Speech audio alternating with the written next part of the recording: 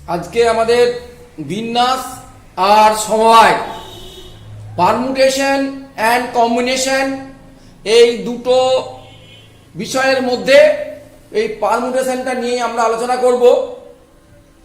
তার আগে একটা কথা বলে রাখি, এটা একটু বড় ভিডিও হবে এই চ্যাপ্টারের। প্রতিটা ভিডিওই প্রথম থেকে শেষ পর্যন্ত মন দিয়ে দেখতে হবে। প্রথম থেকে শেষ পর্যন্ত মন দিয়ে দেখলেই এই চ্যাপ্টার সম্বন্ধে একটা ভালো ধারণা আসবে এবং যে কোনো অঙ্কই করতে পারবে, যে কোনো পরীক্ষায়, বিশেষত আমাদের উচ্চ মাধ্যমিক পরীক্ষায় এবং কম্পিটিটিভ পরীক্ষায় করতে পারবে। তা আমাদের এই আজকে বিন্যাস সমবায়ের প্রাথমিক ধারণা মানে প্রথম পার্ট, ফার্স্ট পার্ট নিয়ে আমরা আলোচনা করব। তার ফার্স্ট পার্ট নিয়ে আলোচনা করার আগে সবার আগে আমাদের কতগুলো ম্যাথামেটিক্যাল টুলস নিয়ে আলোচনা করতে হবে। সবার আগে আমরা শিখব যে ফ্যাক্টোরিয়াল এন বলতে কি বোঝায়। ফ্যাক্টোরিয়াল এন, ফ্যাক্টোরিয়াল বলতে কি বোঝায় এবং তার চিহ্ন কিরকম। না, চিহ্ন হচ্ছে এন লিখে বিশেষক চিহ্ন দিতে পারো, নতুবা এই চিহ্নটা দিয়েও বোঝানো যায় না ফ্যাক্টোরিয়াল এন এর চিহ্ন। এরকম যে কোনো একটা আমরা লিখতে পারি। এবারে সংজ্ঞা কিরকম, না এর সংজ্ঞা বলছে যে এন থেকে 1 পর্যন্ত অর্থাৎ সমস্ত নেচার এন থেকে তার চেয়ে ছোট ন্যাচারাল নাম্বারের গুণ। কিরকম, যদি বলা যায় যে 3 ফ্যাক্টোরিয়াল, তার মানে এর মানে হবে 3 ইন্টু 2 ইন্টু 1। তাহলে সবচেয়ে ছোট স্বাভাবিক সংখ্যা 1, 1 থেকে 3 পর্যন্ত গুণ, গুণ করে যা হবে এটা হচ্ছে 6। এবার যদি বলে ফ্যাক্টোরিয়াল 7 কত হবে, তেমনি 7 into 6 into 5 into 4 into 3 into 2 into 1।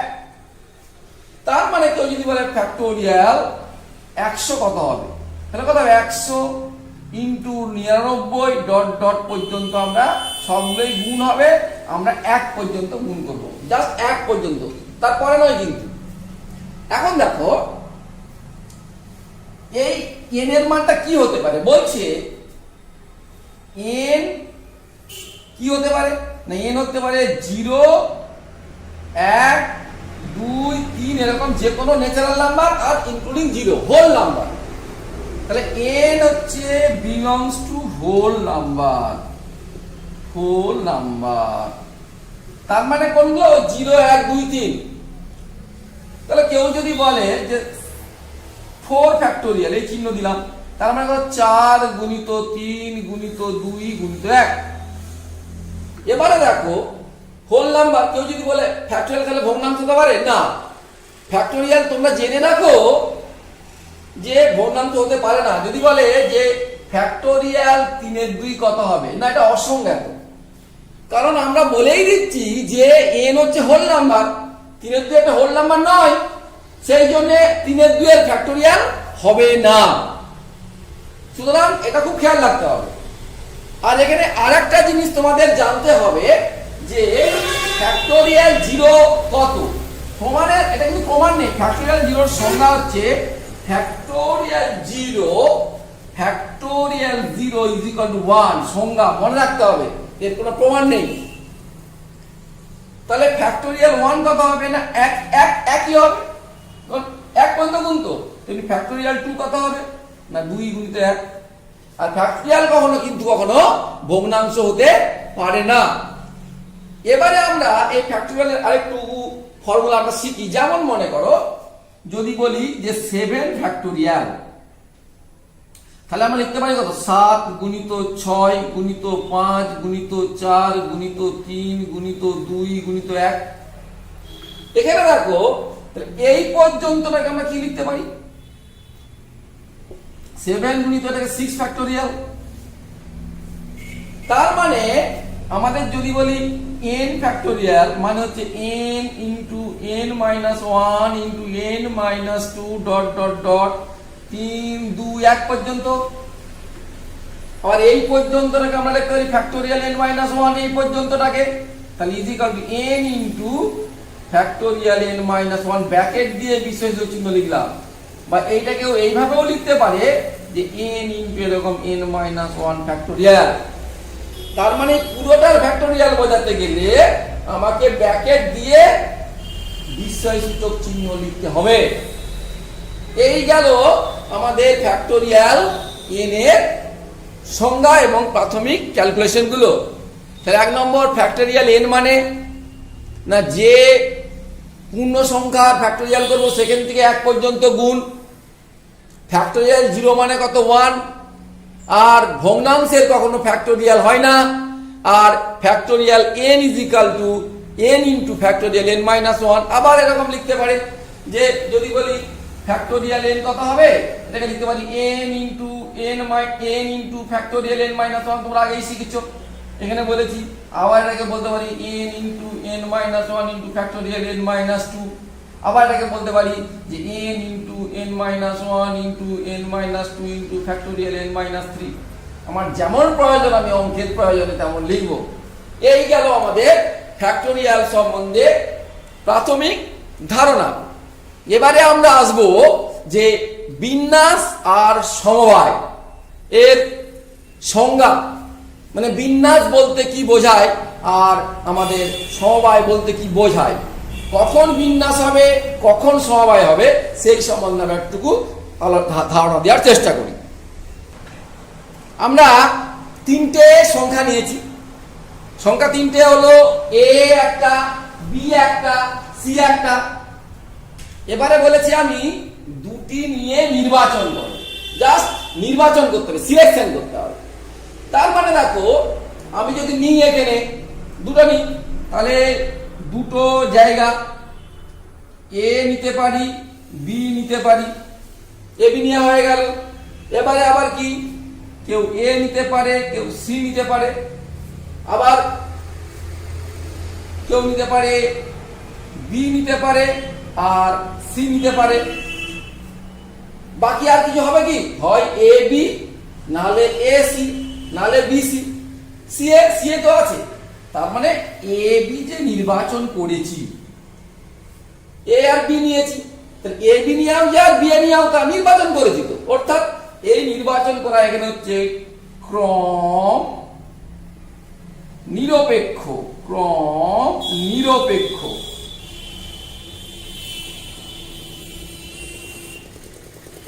নিরপেক্ষ মানে এ বিও যা বি এও তা। তাহলে এই যে নির্বাচন করেছি, অর্থাৎ যখন আমাকে ক্রমটার কথা ভাবা হবে না, কে আগে এলো কে পরে এলো, সেই ক্ষেত্রে আমাদের হবে কি না সমবায়, অর্থাৎ ক্রম নিরপেক্ষ। এবারে দেখো বলেছে কি দুটি নিয়ে সাজাও, দুটি নিয়ে সাজাও। তাহলে কি হলো, এ বি সি দুটি নিয়ে সাজাও। তাহলে আমি প্রথমে 3টে থেকে দুটো নিচ্ছি। প্রথমে হলো এ বি, আবার এ বি যদি একটা সাজানো হয় তাহলে বি এ তো আর একটা সাজানো হবে, দুটো আলাদা সাজানো হলো। আবার দেখো এ সি, সি এ, আবার দেখো আমরা বলতে পারি বি সি, সি বি। তাহলে এখানে এ বি একটা কেস, বি একটা কেস, অর্থাৎ এক্ষেত্রে হলো কি আমার ক্রম বিবেচ্য।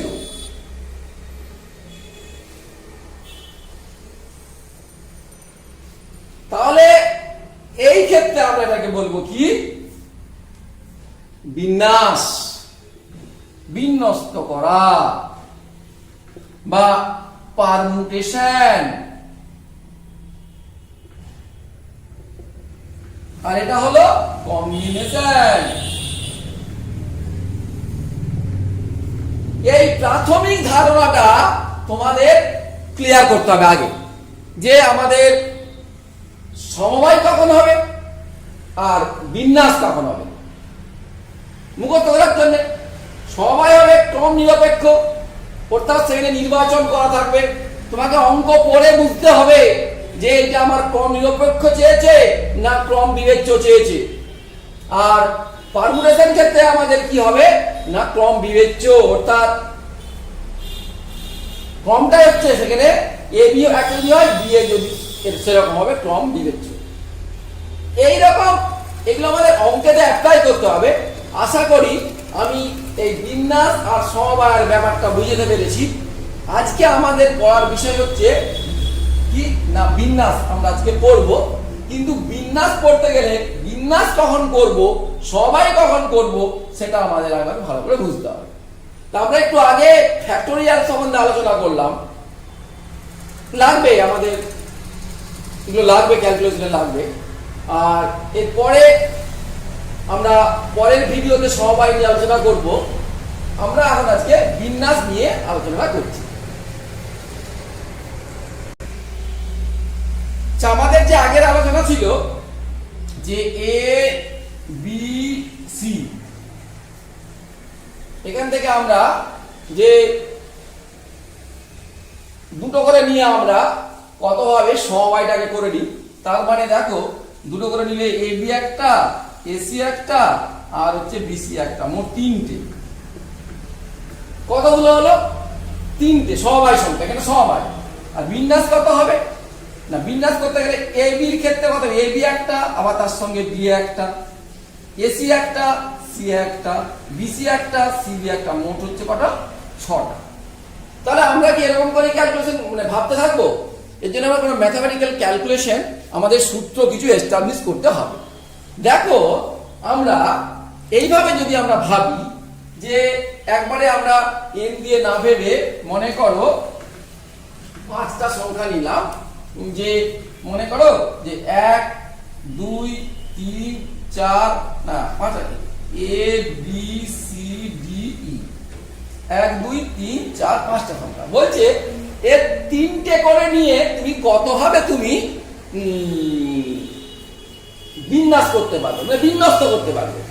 তাহলে এখানে মোট কটা না, n = হচ্ছে 1টা 2টো 3টে 4টে 5টা, 5টা। তাহলে আমাদের যেহেতু বিন্যস্ত করতে হবে 3টে করে নিয়ে, তাহলে আমি 3টে ফাঁকা জায়গা রাখি, ঠিক কিনা? এই 3টে ফাঁকা জায়গা 3টে করে নেবো তো। তাহলে এইখানে প্রথমে কে, এখানে কে কে বসতে পারে? তাহলে এখানে কেউ সিলেকশন করতে পারে এ, আবার কেউ বলতে পারে বি, কেউ লিখতে পারে সি, কেউ লিখতে পারে ডি, কেউ লিখতে পারে ই। তাহলে এখানে মোট 5 ভাবে হলো। প্রথম জায়গাটাই 5টা ভাবে সিলেকশন করে দিল। এবারে দেখো বলা হচ্ছে যে 5টার মধ্যে যে কোনো একটা তো কেউ নিয়ে নিয়েছে। সাপোজ মনে করো কেউ বলেছে না আমি এখানে ডি নিয়ে নিই, ডি বসানো হলো। ডি বসানোর পর আর বাকি রইল কটা? 4টে। তাহলে এই 4টের মধ্যে কেউ কি হবে? 4টের মধ্যে এখানে বি বাদ দিয়ে কত হবে? এ একটা, বি একটা, সি একটা, ই একটা। তাহলে এইখানেও সে কিন্তু 4 ভাবে বসাতে পারে। তাহলে এখান থেকে যদি আমি সাপোজ মনে করো কেউ বলছি এ নিয়ে নিচ্ছি, তাহলে এ বসালে আর কটা থাকবে? 3টে। 3টে। তাহলে কে হয়ে গেল? তাহলে এখানে বি সি ই 3টে। তাহলে এবারে দেখো এগুলো মুছে দিলাম। মনে করো এইটা 5 ভাবে করেছে, তো তার সঙ্গে 5 ভাবের যে কোনো এক ভাবে যদি নিই তাহলে 4 ভাবে হতে পারে, আবার সেটা যদি এক ভাবে নিই 3 ভাবে হতে পারে। তাহলে মোট কত হবে না 5 × 4 × 3। এই হলো মোট আমার বিন্যাস সংখ্যা। অর্থাৎ 5টা থেকে আমার 3টে নিয়ে মোট বিন্যাস সংখ্যা কত হলো না 5 × 4 × 3। এটা আমরা ক্যালকুলেশন করে আমাদের যা হবে সেটা আসবে। এবারে এখানে দেখো এখানে গুণ হলো, বুঝতেই পারছো এইটার একটা যে কোনো আমরা নিই তার সঙ্গে আরেকটা হচ্ছে। এইখানে প্রিন্সিপাল অফ কাউন্টিং আমি পরে আলোচনা করছি যে কখন এটা গুণ করব আর কখন এটা যোগ করব, সেটা আমাকে আবার ডিটেইলস আলোচনা করতে হবে এই ভিডিওতে, নাহলে পরের ভিডিওতে। প্রিন্সিপাল অফ কাউন্টিং এ কখন আমরা গুণ করব, কখন এটা যোগ করব, এটা আমরা বুঝতেই পারছি। কেউ যদি এখানে এ নিল, এ নেওয়ার পরে বাকিগুলো কি হবে? বি সি ডি, তার মধ্যে একটা বি নিল, বাকিগুলো 3টে। আবার কেউ এ না দিয়ে তো আবার তো আবার বিও নিতে পারে, সেরকম 5 ভাবে হতে পারে। তাহলে এখানে 5 ভাবে, এটা 4 ভাবে, এটা 3 ভাবে, মোট 5 × 4 × 3। এইটাকে আমরা একটু ফর্মুলা দিয়ে একটু বোঝাবার চেষ্টা করি। দেখো এটাকে আমরা লিখতে পারি, দেখো দেখি ভগ্নাংশ করে 5 × 4 × 3। আমি যে একটু আগে ফ্যাক্টোরিয়াল শিখলাম, তাহলে ফ্যাক্টোরিয়াল শিখাতে গেলে তো 1 পর্যন্ত গুণ। তাহলে 1 পর্যন্ত গুণ হতে গেলে এখানে কত গুণ করতে হবে? 2 × 1, আর এখানেও 2 × এক।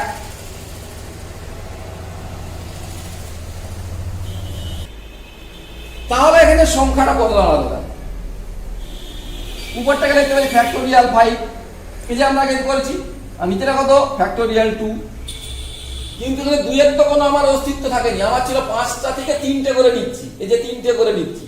তাহলে এটাকে লিখতে পারি ফ্যাক্টোরিয়াল 5 বাই ফ্যাক্টোরিয়াল 5 মাইনাস 3, তার মানে ফ্যাক্টোরিয়াল 2। এইটাকে আমি যদি জেনারেলাইজ করি, আমি 5টা নিয়ে एग्जांपल দিলাম। এবারে মনে করো আমার n সংখ্যক বস্তু আছে, সেখান থেকে আমি r সংখ্যক বস্তু নিয়ে সাজাবো, কিভাবে হয় দেখো। তাহলে মনে করো x1 একটা, x2 একটা, x3 একটা, ডট ডট ডট xn পর্যন্ত n সংখ্যক বস্তু আছে। আমি r সংখ্যক বস্তু নেব, r সংখ্যক। তার মানে এই যে আমি r লিখলাম, আর এখানে মোট কত n, মোট হচ্ছে n। এবারে নিশ্চয়ই r n এর চেয়ে ছোট হতে বাধ্য, কারণ কেউ যদি বলে এখানে 10টা বস্তু আছে, তার থেকে 12টা বস্তু না সাজাও, হবে কি হবে না? সুতরাং এখানে একটা কন্ডিশন হচ্ছে n সংখ্যক বস্তু থেকে r সংখ্যক বস্তু নিয়ে যদি সাজাই, আমাদের অঙ্কের ভাষায় n সংখ্যক বস্তু থেকে r সংখ্যক বস্তু নিয়ে যদি বিন্যাস করি, তাহলে তার সংখ্যাটা কত হবে, তার ম্যাথমেটিক্যাল রূপটা আমরা রূপটা ভাবার চেষ্টা করি। ওই একই রকম r সংখ্যক যদি হয়, তাহলে এখানে একটা উৎপাদক, এখানে একটা, এরকম করে ডট ডট ডট 8টা ফাঁকা জায়গা। এই যে এটা 1 নম্বর ফাঁকা জায়গা, এটা 2 নম্বর ফাঁকা জায়গা, এরকম করে 8 নম্বর, 8টা তো সংখ্যা বসাবো। এবারে দেখো প্রথমে আমরা কতগুলো এখানে সংখ্যা বসাতে পারি, এখানে কতগুলো সংখ্যা আছে এখানে না nটা। তাহলে আমি এখানে ওই কেউ বসে x1 x2 dot dot dot xn পর্যন্ত মোট কত হবে না n ভাবে আমরা বসাতে পারি, মোট n ভাবে। এই যে কেউ লিখতে পারে x1 x2 dot dot xn, যেগুলো হতে পারে। এইবারে দেখো এখানে একটা যদি বসিয়ে নিই, তাহলে দ্বিতীয় ফাঁকা স্থানে একটা বসে গেছে, আর তাহলে কটা থাকবে, nটার মধ্যে একটা তো বসিয়ে নিয়েছি, আর কটা থাকবে, তাহলে এখানে থাকবে কত n মাইনাস 1। ঠিক আছে। এবার 3 নম্বর স্থানে কত থাকবে, যদি 3 নম্বর স্থান হয়, 3 নম্বর স্থানে কত থাকবে, ওই আরেকটা কমে যাবে n মাইনাস 2টা। এরকম করে যেতে যেতে r নম্বর স্থানে কি হবে দেখো। দেখো 1 নম্বর স্থানে n থেকে 0 বিয়োগ হয়েছে, 2 নম্বর স্থানে n থেকে 1 বিয়োগ হয়েছে, 3 নম্বর স্থানে n থেকে 2 বিয়োগ হয়েছে। তাহলে 8 নম্বর স্থানে কত হবে না n মাইনাস r মাইনাস 1 বিয়োগ হবে, কম বিয়োগ হচ্ছে একটা। আরেকবার n সংখ্যক বস্তু আছে, সেখান থেকে আমরা r সংখ্যক বস্তু নিয়ে কি করছি, বিন্যাস করছি, সাজাচ্ছি। কি হলো তাহলে না প্রথম যে ফাঁকা জায়গা, এরকম 8টা ফাঁকা জায়গা থাকবে, যেহেতু 8টা নিয়ে r সংখ্যক বস্তু নিয়ে আমি সাজাচ্ছি, তাহলে প্রথম যে স্থানটা, তাহলে প্রথম স্থানে n সংখ্যক বস্তু থেকে সাজাবো n ভাবে। এখানে একটা বসে গেল, সাপোজ যেখানে একটা বসে গেল, তাহলে বাকি রইল n মাইনাস 1টা। তাহলে n মাইনাস 1টা যদি আমরা এখানে বসাই n মাইনাস 1 ভাবে, সেখানে একটা বাদ চলে যাবে, দাঁড়াটা কমে যাবে, এরকম করে কমতে কমতে লাস্টে হবে n মাইনাস r মাইনাস 1। তাহলে মোট বিন্যাস সংখ্যাটা কত হলো না মোট বিন্যাস সংখ্যা কত হলো, যে n into n minus 1 into n minus 2 dot dot dot n minus r plus 1। এখানে কতগুলো উৎপাদক আছে, এটা বলেছি 8টা ফাঁকা জায়গা, তাহলে 8 সংখ্যক উৎপাদক আছে। এইবারে এইটাকে আমরা একটু ম্যাথমেটিক্যাল রূপ দেবো, যে ওই ফ্যাক্টোরিয়াল আকারে যদি আমরা লিখতে চাই, তাহলে কি হবে দেখো। কি হবে না দেখো, এটা কি is equal to n into n minus 1 dot dot dot n minus r plus 1। এটা ছিল এখানে একটা কমেছে, তারপরটা একটা কমেছে, তারপরটা একটা কমেছে, তাহলে তারপরেরটা যদি গুণ করে দিই n মাইনাস r, তারপরটা কত হবে n minus r minus 1 dot dot dot 3 2 1 এই পর্যন্ত গুণ করব উপরটাই, তাহলে নিচেও আমাকে এটা গুণ করতে হবে কত না n minus 1 n minus r, তারপরটা কত না n মাইনাস r মাইনাস 1 এরকম করে ডট ডট ডট 3 2 1। এই যে আমরা n মাইনাস এইটা গুণ করলাম উপর নিচে, n মাইনাস r প্লাস 1 পর্যন্ত ছিল, সেখান থেকে আমি n মাইনাস r মাইনাস 1 থেকে 3 2 1 এই যে গুণফলটা উপর নিচে গুণ করলাম। কেন গুণ করলাম না ফ্যাক্টোরিয়াল আনার জন্য। তাহলে এটাকে উপরটাকে আমরা লিখতে পারি ফ্যাক্টোরিয়াল n, আর এটা লিখতে পারি ফ্যাক্টোরিয়াল n মাইনাস r। তাহলে আমাদের এখানে সূত্রটা কি দাঁড়ালো দেখো, কি দাঁড়ালো তাহলে n সংখ্যক বস্তু থেকে r সংখ্যক বস্তু নিয়ে, যেখানে r less than equal to n, বিন্যাস সংখ্যা হবে factorial n by factorial n minus r। এইটাকে আমরা লিখতে পারি কিভাবে লিখতে পারি না চিহ্ন দিতে পারি npr, কি মানে পারমুটেশন, n সংখ্যক বস্তু থেকে r সংখ্যক বস্তু নিয়ে বিন্যাস সংখ্যা এত কথা না বলে npr। তার সূত্রটা কি হলো না npr is equal to factorial n by factorial n minus r। এটা একটা সূত্র দাঁড়ালো, এই সূত্র দাঁড়ালো। আর এখানেও আমরা বলতে পারি যে এই সূত্রটা বলতে পারি যে is equal to কত দাঁড়ালো না n into n minus 1 dot dot dot n minus r plus 1। এইটাকে এইভাবেও লিখতে পারো, এইভাবেও লিখতে পারো, এবং মুখে মুখে করার জন্য আমরা এখানে কতগুলো উৎপাদক আছে 8টা উৎপাদক আছে, সে 8টা উৎপাদক লিখবো। আমি একটু অঙ্ক করে একটু আলোচনা করে দিচ্ছি।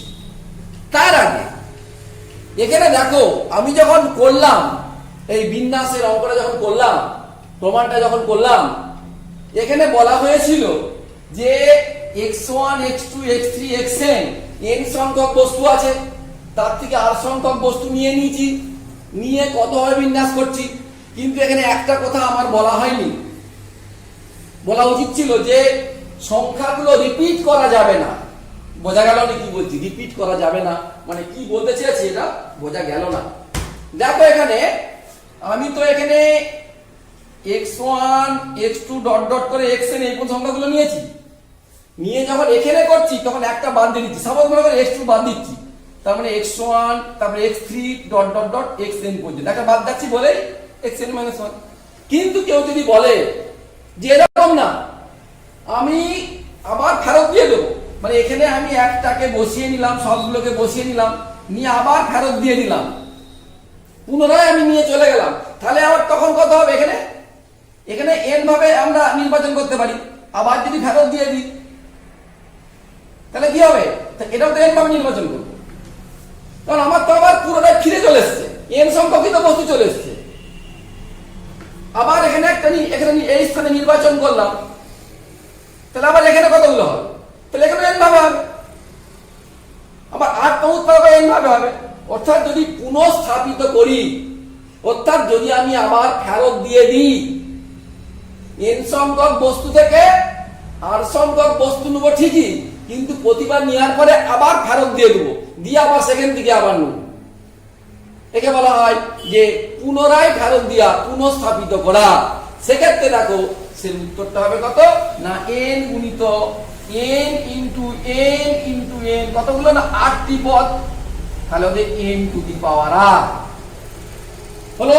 তাহলে n সংখ্যক বস্তু থেকে r সংখ্যক বস্তু নিয়ে বিন্যাস সংখ্যা যখন আমরা পুনঃস্থাপিত করছি না, যদি আমরা পুনঃস্থাপিত করে দিই তখন কিন্তু সূত্রটা হয়ে যাবে কত না n to the power r। ওই একই গল্প, এই যে n এটাও n এটাও n এটাও n, সেই n to the power r। এবারে আমরা এই যে বিন্যাসের যে ছোট্ট একটা আমরা এক্সাম্পল আমরা আলোচনা করলাম কি করে npr n into n minus r হলো, সেটার আমরা একটা দুটো অঙ্ক করে দেখাবো, তাহলে তোমাদের ধারণাটা ক্লিয়ার হবে। দেখো আমি এখানে একটা অঙ্ক নিয়ে আলোচনা করেছি যে 1 2 3 4 5 6 7 8 9 9টা অঙ্ক আছে। অঙ্কগুলি দিয়ে কতগুলি 3 অঙ্কের সংখ্যা গঠন করা যাবে, যাতে আমি দুটো অঙ্ক দিয়েছি, অঙ্কগুলি কখনো একাধিকবার প্রয়োগ করা যাবে না। আমরা আগে 1 নম্বর অঙ্কটা নিয়ে আলোচনা করি, তারপরে 2 নম্বর অঙ্কটা নিয়ে আমরা আলোচনা করব। এখানে দেখো অঙ্কগুলি কখনো একাধিকবার প্রয়োগ করা যাবে না। তাহলে আমি ওই যেমন করে থিওরেমটা করলাম সেরকম করে করি। মেথড 1 থিওরেমটা কি করেছিলাম না, কতগুলো অঙ্কের? 3 অঙ্কের। তাহলে 3টে ফাঁকা জায়গা, 3টে ফাঁকা জায়গার মধ্যে আমি প্রথম ফাঁকা জায়গাটায় কত ভাবে বসাতে পারি? 9টা অঙ্ক না 9 ভাবে। তাহলে আমি 9 ভাবে সিলেকশন করে নিলাম। এখানে আমার 1 2 3 4 5 6 7 আর 9 এর মধ্যে 9 ভাবে। এখন দেখো এই যে 9 ভাবে নির্বাচন আমি স্থির করলাম, তারপরে যে অঙ্কগুলি কখনো একাধিকবার প্রয়োগ করা যাবে না, তার মানে সাপোজ মনে করে এখানে আমি 7 বসিয়েছি। তাহলে এখানে 7 যদি বসিয়ে দিই, তাহলে বাকি অঙ্কগুলো ব্যবহার করতে হবে। 7 তাহলে এখানে ব্যবহার করা যাবে না।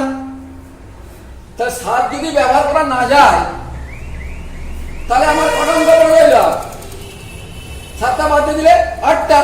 তাহলে আমরা 8 ভাবে নির্বাচন করতে পারি।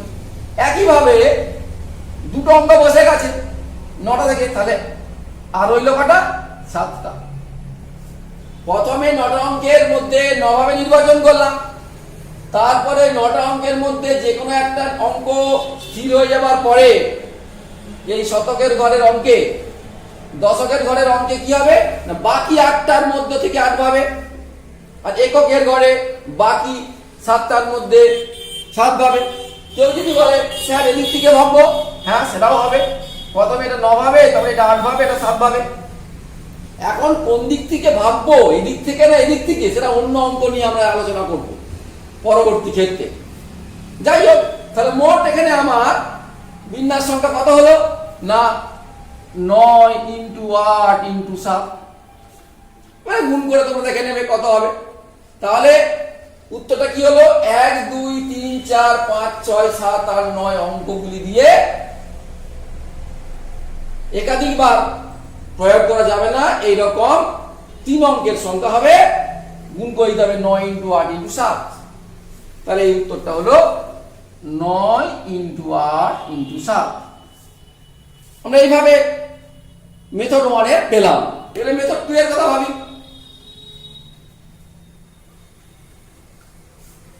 সূত্রটা বলেছি যে n সংখ্যক বস্তু থেকে r সংখ্যক বস্তু নিয়ে r less than equal to n বিন্যাস সংখ্যা। এই সূত্রটা করতে পারি, এই সূত্রটা করতে পারি।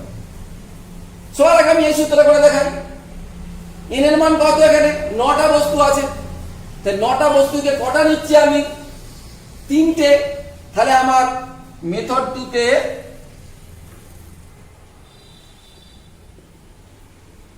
নির্ণয় বিন্যাস সংখ্যা হবে 9p3। 9p3 মানে কত না ফ্যাক্টোরিয়াল 9 বাই ফ্যাক্টোরিয়াল 9 মাইনাস 3 সূত্র।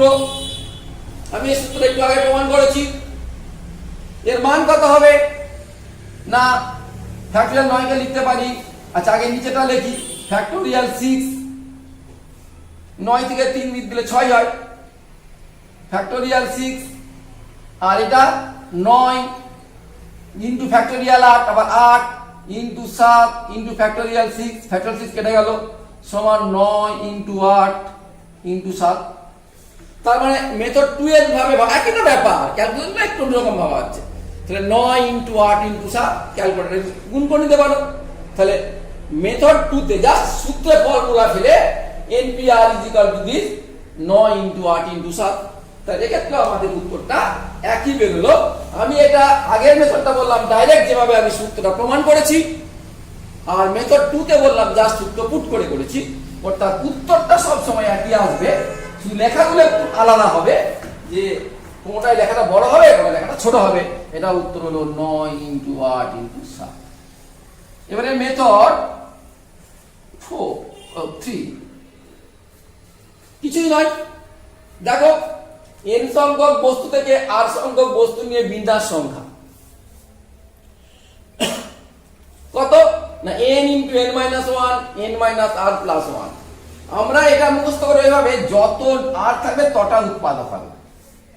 এখানে তাহলে r কটা? 3টে, তাহলে 9 থেকে শুরু করে 3টে উৎপাদক, তাহলে 9, তারপরেরটা 8, তারপরটা 7, 9 × 8 × 7। এই সূত্র অ্যাপ্লাই করেছি। n × n - 1 × n - 2 n - r + 1। এই n - r + 1টা না ভেবে যতগুলো r থাকবে তত উৎপাদক, 9 × 8 × 7। এইভাবে আমাদের যে 3 অঙ্কের কতগুলি সংখ্যা গঠন করা যাবে সেটা আমরা করলাম।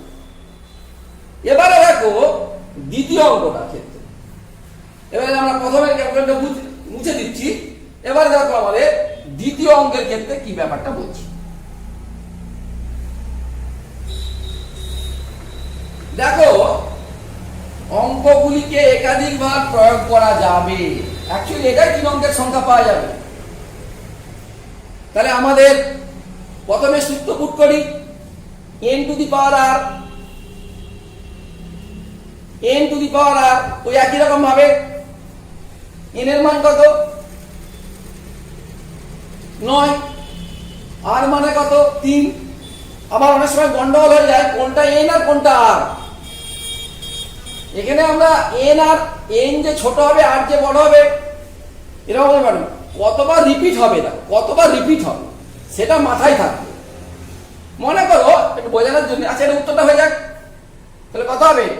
9 টু দি পাওয়ার 3 সমান 9 × 9 × 9। এটাই গেল আমাদের 3 অঙ্কের সংখ্যা। এখানে আমাদের যেমন 1 2 3ও থাকবে, আবার 1 1 1ও থাকবে, রিপিট হবে তো বলেছে। আবার 2 1 2ও থাকতে পারে, আমরা সবই সংখ্যাই থাকবে, 3 অঙ্কের সংখ্যা। তা তোমরা একটু বাড়িতে ভাববে যে 3 অঙ্কের সংখ্যা কি এটা হবে? গুণ করলে 9 9 81, আর তাকে 9 দিয়ে গুণ করলে হবে 9, আর 729 3 অঙ্কের সংখ্যা। আমাদের তো 999 পর্যন্ত হয়। তাহলে আমাদের 3 অঙ্কের সংখ্যা কটা তোমরা একটু দেখবে। যাই হোক, এটাই হবে আমাদের 3 অঙ্কের সংখ্যা। আবার আমরা একটু অন্য ভাবে ভাবি, আমাদের 8টা আছে, তাহলে আর মানে 3টে জায়গা, তাহলে প্রথমবার 9টা। আবার রিপিট করে দিচ্ছি, বলেছে তো অঙ্কগুলো একাধিকবার প্রয়োগ করা যাবে। তার মানে আমি রিপিট, আমি আমার পুনঃস্থাপিত করে দিচ্ছি। এই যে বলেছে অঙ্কগুলো একাধিকবার প্রয়োগ করা যাবে, তার মানে আমি আবার পুনঃস্থাপিত করে দিচ্ছি পুনরায়। 9টা থেকে আমি একটা স্থির করলাম, নিয়ে সেটাকে আবার ফেরত দিয়ে দিলাম। ফেরত দেওয়ার পরে তারপরে আবার সেখান থেকে নির্বাচন করতে পারি, আবার 9 ভাবে।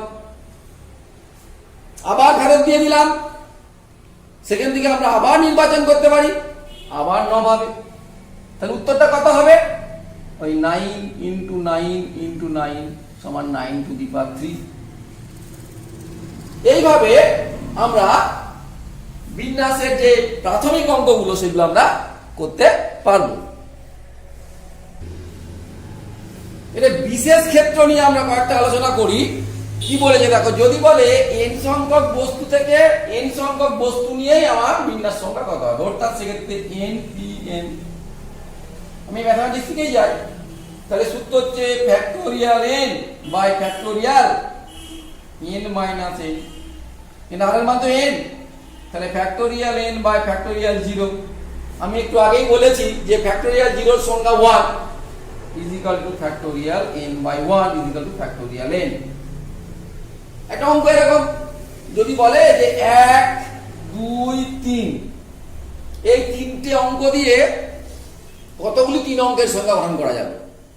সেক্ষেত্রে কত হলো, n এর মানও 3 আর r এর মানও 3, তাহলে ফ্যাক্টোরিয়াল 3 কত হবে, তাহলে 6। 6টা সংখ্যা তোমরা জানো, 1 2 3, 1 থাক 3 2, 2 দিয়ে 2 1 3, 2 3 1, 3 1 2, 3 2 1, তাহলে মোট 1 2 3 4 5 6টি সংখ্যা হলো। এটা ছোট एग्जांपल বলে বোঝা গেল। বড় হলে তাহলে n pn সমান হলো ফ্যাক্টোরিয়াল n, এটা একটা বিশেষ ক্ষেত্র হলো। এবারে দেখো বলেছে যে মোট n সংখ্যক বস্তু আছে। কি রকম n সংখ্যক, না a a a, তারপরে b b b dot dot c c c, মোট np। কি বোঝা গেল, এটাকে বোঝার জন্য আমরা p সংখ্যক এটি আছে, মানে এটা p না, p সংখ্যক a, q সংখ্যক b, আর r সংখ্যক c, মোট n। আরো কিছু আছে যে মোট n সংখ্যক, সেক্ষেত্রে বিন্যাসের সংখ্যা কত হবে। আমি এটা প্রমাণটা করব না, আমি একটা অঙ্ক নিয়ে আলোচনা করে দেবো অঙ্কটা কি করে হবে। তাহলে এখানে যদি এগুলো আলাদা আলাদা হতো, যদি এগুলো সবগুলো আলাদা আলাদা হতো, তাহলে মোট nটা বস্তু আছে, nটা নিয়েই বিন্যাস করব, তাহলে মোট বিন্যাস সংখ্যা কত হতো, ফ্যাক্টোরিয়াল n। যেমন আগে করেছিলাম যে n p n equal to factorial n। যদি সমস্ত বস্তুগুলো আলাদা হয়, আমরা তো আগে করেছিলাম যে সব বস্তুগুলো আলাদা আলাদা, তাহলে এখানে এই a যদি আলাদা ধরি যদি এই সবগুলো মিলিয়ে তো মোট nটি ধরলাম, a আছে pt, p সংখ্যক a, q সংখ্যক b, r সংখ্যক c, আরো কিছু দিয়ে মোট n। তাহলে মোট কত সংখ্যা কত n, তাহলে আমার এইগুলো যদি আলাদা হতো তাহলে কি হতো, মোট বিন্যাস সংখ্যা হতো ফ্যাক্টোরিয়াল n। কিন্তু এইগুলোকে তো এদিক ওদিক করলে একই হবে, তাহলে ওইগুলো কমে যাবে, ওই জন্য বিন্যাস সংখ্যা হবে এটা by factorial p, factorial q, factorial r। এই হলো মোট বিন্যাস সংখ্যা। তাহলে গল্পটা কি দাঁড়ালো যে p সংখ্যক a, q সংখ্যক b, r সংখ্যক c, এরকম আরো থাকতে পারে। মোট n সংখ্যক বস্তু থেকে n সংখ্যক বস্তু নিয়ে যদি সাজাই, n এর মানও n আর r এর মানও n, তাহলে সেক্ষেত্রে আমার সূত্র হবে মোট বিন্যাস সংখ্যা factorial n by factorial p, factorial q, factorial r। এটা একটা এক্সাম্পল দিয়ে না আলোচনা করলে তোমরা বুঝতে পারবে না, আমরা এক্সাম্পল দিয়ে আলোচনা করছি। দেখো কোশ্চেনটা কি আছে, না কমার্স এর অক্ষরগুলিকে কতভাবে সাজানো যায়। তা আমরা তো কটা আছে সাজানো যায় বলেছে, তার মানে সবগুলো দিয়ে লিখতে হবে। তাহলে n সংখ্যক বস্তু থেকে n সংখ্যক বস্তু নিয়ে কতভাবে সাজানো যায়, n এর মান কত, এখানে n ইকুয়াল টু কত, 1 2 3 4 5 6 7 8, 8টি। 8টি বস্তুকে সাজানো যায়, 8টি দিয়ে কত হবে, না 8 p8 সমান ফ্যাক্টোরিয়াল 8, 80 হওয়ার কথা ছিল। কিন্তু এখানে দেখো এইটা তখনই হতো যদি সমস্ত বর্ণগুলো আলাদা আলাদা হতো, কিন্তু এখানে আলাদা আলাদা নাই, তাহলে এই সূত্র হবে না। কি হবে, তাহলে একটু ভালো করে ভেবে দেখি সি কটা আছে। দেখো সি আছে কটা, গুণি এই একটা দুটো, সি আছে দুটো, এরকম অঙ্ক করতে হবে। ও কটা আছে, ও আছে একটা। এম কটা আছে, একটা দুটো, এম আছে দুটো। ই কটা আছে, ই আছে দুটো, যে একটা দুটো। আর কটা আছে, একটা। তাহলে মোট কত হলো, না 1 2 3 2 5 1 6 7 8, মোট 8টা। এখানে গুণে দেখো 1 2 3 4 5 6 7 8টা, তাহলে মোট 8টা। কিন্তু আছে কি না সি রিপিট আছে দুবার, ও আছে একবার, এম আছে দুবার, ই আছে দুবার, আর আছে একবার। তা আমাদের সূত্র ছিল যে factorial n divided by factorial p factorial q factorial r, আরো থাকলে আরো হবে। তাহলে এখানে অতএব বিন্যাস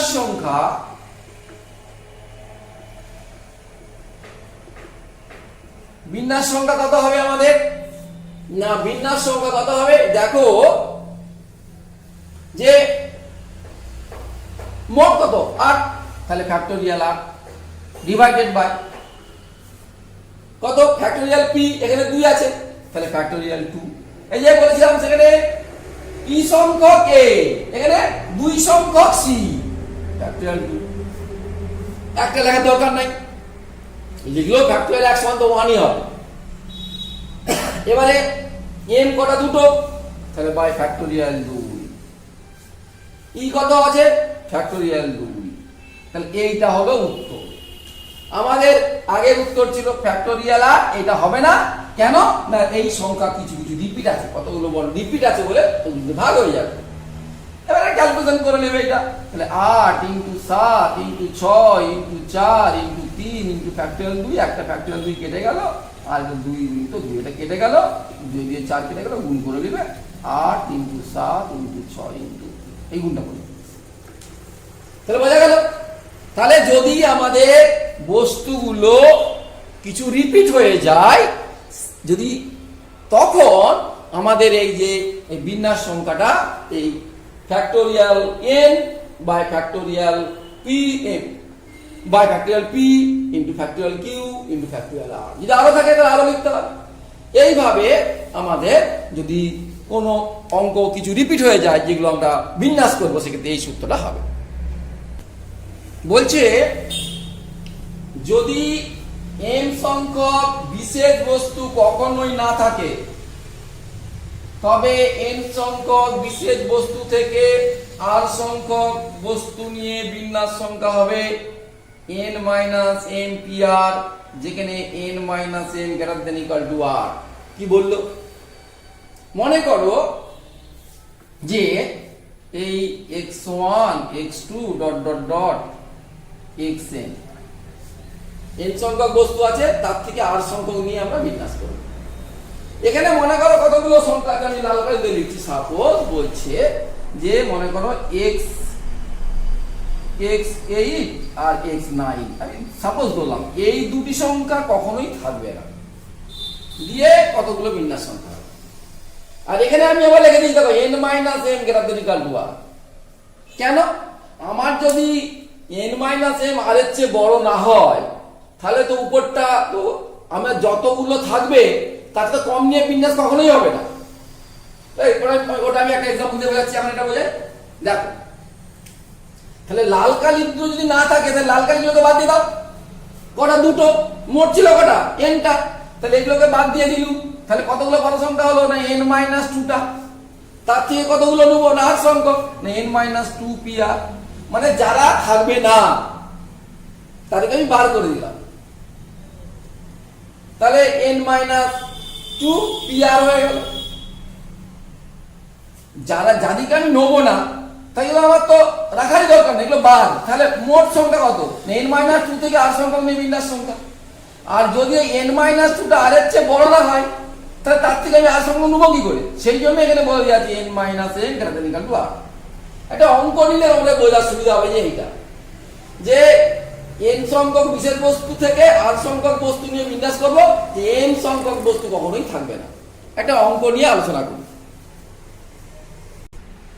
দেখো একটা অঙ্ক নিলাম যে মন্ডে শব্দটির অক্ষরগুলি দিয়ে কতকগুলি শব্দ গঠন করা যায় যাতে স্বরবর্ণগুলি না থাকে।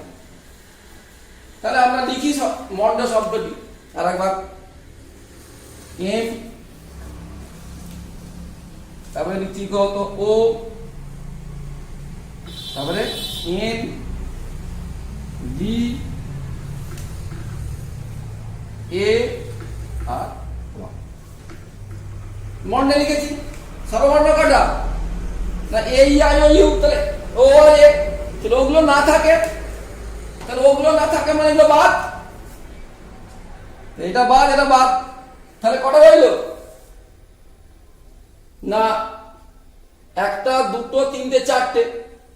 চারটে থেকে, আচ্ছা আমি একটু চেঞ্জ করে দিই অঙ্কটা। মন্টেসের অক্ষরগুলি দিয়ে কতগুলি শব্দ দুটি অক্ষর দিয়ে, এখানে লিখি দুটি অক্ষর দিয়ে।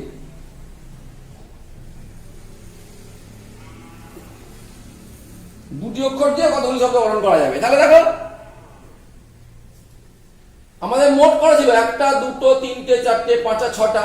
তাহলে 6 - 2 ওগুলো বাদ দিয়ে দিয়েছি। পি কটা না, দুটো, 2, তার মানে 4c2। বা আমরা যদি মুছে দিয়ে দিই তাহলে চারটে থেকে দুটো, 4c2। ওই জন্যই বলা হলো যে n সংখ্যক বিশেষ বস্তু কখনোই থাকবে না, তবে n সংখ্যক বস্তু থেকে r সংখ্যক বস্তু দিয়ে বিন্যাস সংখ্যা হবে n - m p r। m এর মান এখানে কত, 2। এখন দেখো আমি যদি বলতাম যে উপরটা কমে যেত, যদি এখানে এর চেয়ে এটা বেশি হতো, তাহলে আমি এখানে দুটি অক্ষর না বলে যে 5টি অক্ষর দিয়ে বলতুম, তাহলে কত হতো না, এখানে কত হতো, এটা 5, তাহলে 4p5 এরকম হতে পারে না। ওই জন্যই আমি এখানে বলেছিলাম যে n - m r হতে হবে। চারটে থেকে তো আমার 5টা নিয়ে তো আমার বিন্যাস হবে না, সেই জন্য বলা হয়েছিল যে n - m r। ঠিক আছে, তাহলে এইটা হলো আমাদের একটা কেস যেখানে আমি m সংখ্যক বস্তু কখনোই থাকবে না। এর পরের কেসে যাচ্ছি। এবারে ধরলাম যদি n সংখ্যক বিশেষ বস্তু সর্বদা থাকে, তবে n সংখ্যক বস্তু থেকে r সংখ্যক বস্তু নিয়ে বিন্যাস সংখ্যা হবে। কত হবে দেখো, আমি যদি এখানে লিখি যে মনে করো যে x1 x2 x3 dot dot x3 x4 dot dot dot xn, আমি মনে করো চারটে নিয়ে আমি করতে যাচ্ছি। এরপরে যে আর সূত্র আসছে তার মধ্যে বলছি যে x3 x4 সর্বদা থাকবে। তাহলে n সংখ্যক বস্তু আছে, আমার n সংখ্যক বস্তু আছে, সেখান থেকে চারটে নিয়ে বিন্যাস করবো। আমার এমনি কত হতো না, np4 হওয়ার কথা ছিল, কিন্তু এখানে বলে দেওয়া আছে কি না x3 x4 সর্বদাই থাকবে। তার মানে x3 x4 কে আগে থেকে আমি নিয়ে নিই, বাকিটা সাজাই। তাহলে আগে থেকে যদি আমি নিয়ে নিই তাহলে এখানে n কত হবে, n এর মান দুটো করে কমে যাবে। কিন্তু আমার তো আর চারটা নেওয়ার জায়গা নাই, দুটো তো নিয়ে নিয়েছি, তাহলে এখানেও দুটো কমে যাবে। এইটা উত্তর হওয়ার কথা ছিল, কিন্তু তুমি যে x3 x4 কে নিয়েছো তাদেরকে কোথায় বসিয়েছো? আমার তো এটা বিন্যাস ক্রম বিবেচ্য, সুতরাং এইদের কথাও আমাকে সেটা ভাবতে হবে। কিভাবে ভাববো না, ও যে আমাকে মোট কটা নিয়ে চারটে, সেই চারটের জায়গায় এখানে কোথায় বসাবো না ইনটু 4p2। যদি আমি বিন্যাস না করে সমবায় করতাম তাহলে সহজ হয়ে যেত, সেটা আমরা পরে আলোচনা করব। তাহলে এবারে আমাদের এই অঙ্কের ক্ষেত্রে যেটা বলেছি যে m সংখ্যক বস্তু থেকে সর্বদা, যদি n সংখ্যক বস্তু, m সংখ্যক বিশেষ বস্তু সর্বদা থাকে, তবে n সংখ্যক বস্তু থেকে r সংখ্যক বস্তু নিয়ে বিন্যাস সংখ্যা হবে। কত হবে? একইভাবে দেখো n - m p r - m আগে থেকে বসিয়ে নিয়েছি ইনটু r p m। এই rpm টা সবাই ভুলে যায়, এই rpm টা ভুলে গেলে চলবে না। এখানে আমি মনে করো 10টা বস্তু আছে, তার থেকে দুটো বস্তু সর্বদা থাকবে, দুটোকে বাদ দিয়ে দিলাম, এখান থেকে বাদ দিয়ে দিলাম, হয়ে গেল। কিন্তু এই rpm কথাটা কিন্তু খেয়াল রাখতে হবে।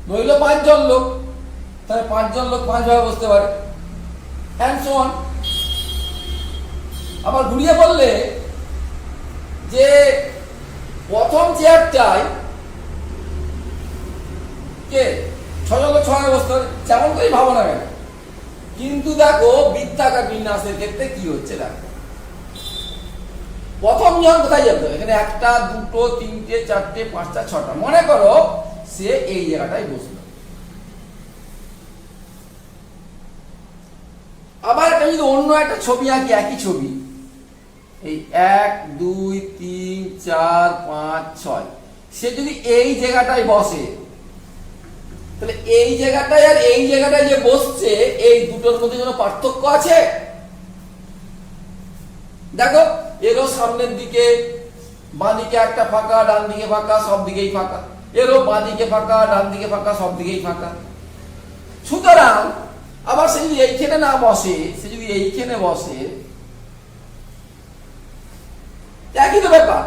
তার মানে এখানে প্রথম ব্যক্তি কিন্তু একভাবেই বসবে, সে যেখানেই বসুক না কেন, এইটাই পার্থক্য শুধু। প্রথম ব্যক্তি যেখানেই বসুক না কেন বৃত্তাকার বিন্যাসে, সে একভাবে বসবে। কিন্তু এইখানে যেহেতু এটা রৈখিক বিন্যাস, তাহলে প্রথম মানে 6 ভাবে বসতে পারে, কারণ এইখানে বসলে আলাদা হয়ে যাবে, এখানে বসলে আলাদা হয়ে যাবে। কারণ এখানে বসলে বাঁ দিকে একটা, ডান দিকে এতগুলো, আবার এখানে বসলে বাঁ দিকে 2, ডান দিকে এতগুলো। এখানে তা নয়, দেখো প্রথম জন যেখানেই বসুক না কেন, তার বাঁ দিকেও যতগুলো, ডান দিকেও ততগুলো। সুতরাং প্রথম জন আমার একভাবে বসবে, তুমি সাপোজ এটা হচ্ছে একভাবে। এবার দ্বিতীয় জন কিন্তু দেখো আর একভাবে বসতে পারবে না, সে হয় এটা বসতে পারে।